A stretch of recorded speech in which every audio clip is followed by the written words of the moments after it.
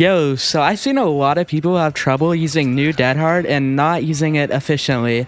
So I wanted to delve into that a little bit here. I myself, honestly, kind of miss old Dead Hard a bit, but I can still see some value out of using the new one. There were a lot of like really stupid things I would do with Dead Hard back then. I would like use a beamer and then like spin my character around and then I would use Dead Hard. That was like my favorite juke, dude. And I even got some like pretty famous people with it, dude. So I don't even know where she went. Nice. I don't know where she goes when she does that. That's crazy. She does like this weird move and I can't catch her.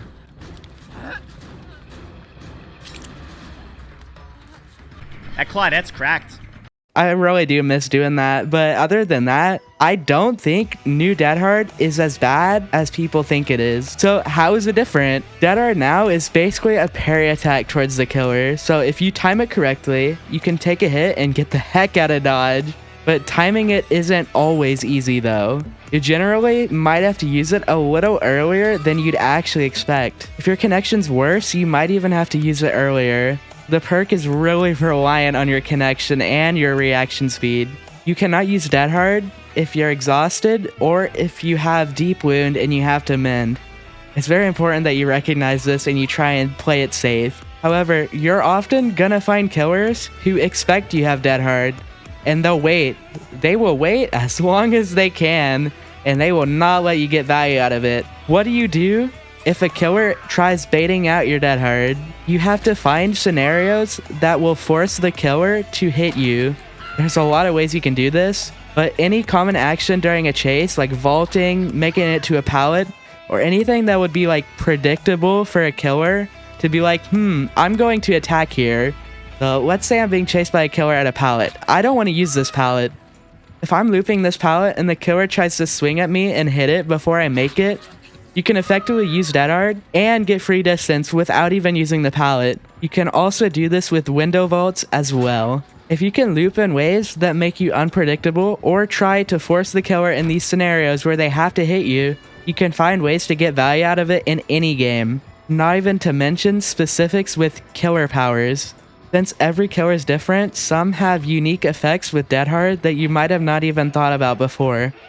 If the killer has an anti-loop zoning power that can hit you through windows or pallets like Huntress or Nemesis, you can use Dead Hard after you vault to avoid an attack if you'll get hit regardless. When facing killers that have chase powers like Nurse or Blight, they may be pretty predictable for when they swing, but do recognize that some are smart and will wait out your Dead Hard, so sometimes it might be worth saving it. And here's a clip of Array Gamer actually predicting my Dead Hard as Blight and countering me. So it's definitely worth to be patient sometimes. You're not always going to get value out of it. Take the pallet out there, not struggle with the whole name. Yeah.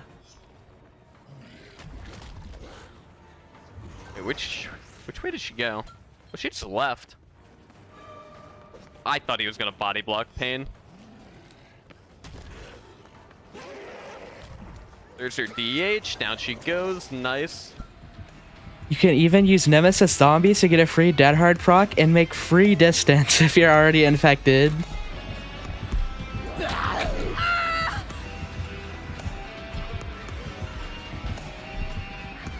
Wesker actually has a unique interaction with Dead Hard, and he won't actually grab you with his power if you time it correctly.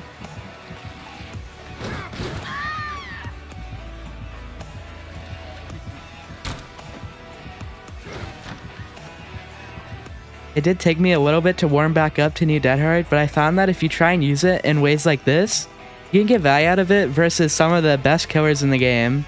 And I absolutely recommend pairing Dead Hard with Iron Will. It gives you a lot of safety when you're injured, and some people don't even expect it anymore. That is about it though. I hope this video helped, and if you're interested, I post DVD content as much as I can. Please consider subscribing. If you have any more tips for using DH, let us all know in the comments. Thank you.